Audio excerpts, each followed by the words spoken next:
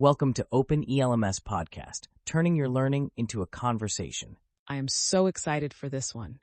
We're diving into something really unique today, the CBU Packaging Lab. That's right, and its location is absolutely key. It's situated on the Christian Brothers University campus in Memphis, Tennessee, Which is a massive global logistics hub. That's no coincidence, right? They're literally in the heart of the shipping world. Exactly. It allows them to work directly with a huge array of industrial partners and shipping giants. Their whole mission is to make sure packaging designs can actually withstand the intense rigors of a global transit network. It sounds like this high-tech premier facility now, but I hear it had some pretty humble beginnings. Oh, completely. Before its recent expansion, the lab was just operating in shared spaces in a building called St. Benilde Hall, right alongside other engineering departments. And the equipment, was it always state-of-the-art? Not at all. Much of the early equipment was actually donated by companies that were upgrading their own facilities. It really fostered this amazing spirit of industry collaboration from the very beginning. I love that. So even with limited space and donated gear, they were still top tier. They achieved their first ISTA certification way back in 2009. They did. And for anyone listening, ISTA is the International Safe Transit Association. They're the ones who set the global standards, the protocols for how packages should perform. Getting that certification established CBU as a trusted name for over a decade. But then came the real game changer, a donation that completely transformed everything. You're talking about the $4.5 million donation from Mr. Richard Gadomski in 2022. It was absolutely pivotal. That's what funded the new, state-of-the-art, dedicated facility they have today. Incredible generosity.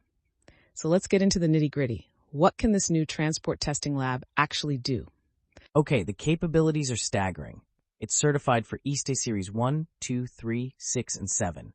That covers everything from tiny individual parcels all the way up to huge pallet loads. Plus, they handle non-ISTA protocols like ASTM 4169 and even specific requirements for giants like Amazon and FedEx. So they have the machines to simulate basically any horror a package could face in transit. Like, what kind of machines are we talking about? You could say that. They have 3 different drop testers with capacities up to 660 pounds. Okay, pretty standard. What else? An inclined impact tester that supports payloads up to 4,000 pounds. Wait, 4,000 pounds? That's the weight of a small SUV.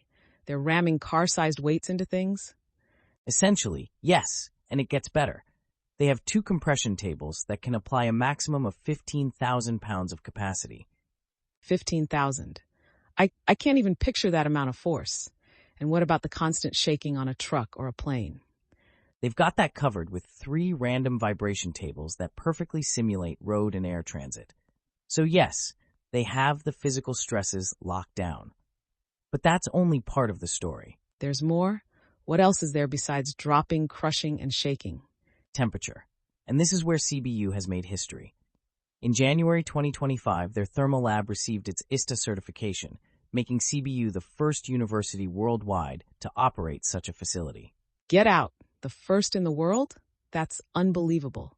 So this is for all the temperature-sensitive stuff, like medicine and food? Exactly. It's critical for industries where maintaining a strict cold chain is a matter of product safety.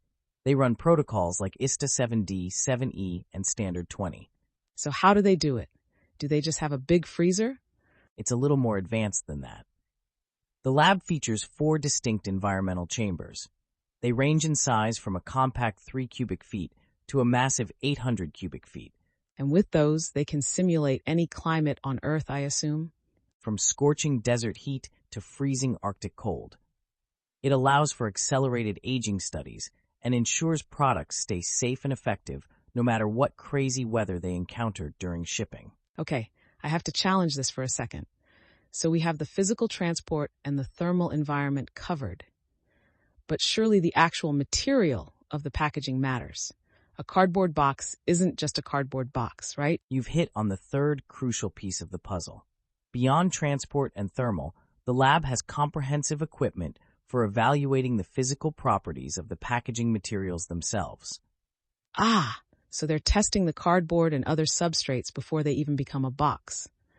That makes sense. Precisely. It's essential for optimizing packaging weight and reducing shipping costs.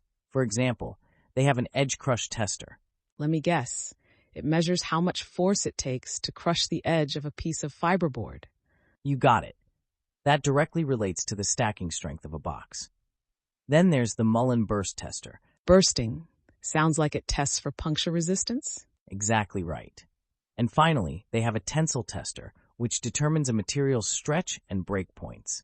It tells you how much a material can deform before it just gives up and rips. It's just so incredibly thorough. From the macro level of a 4,000-pound impact down to the micro level of a material's breaking point. It's a complete, holistic view of packaging science. It truly is.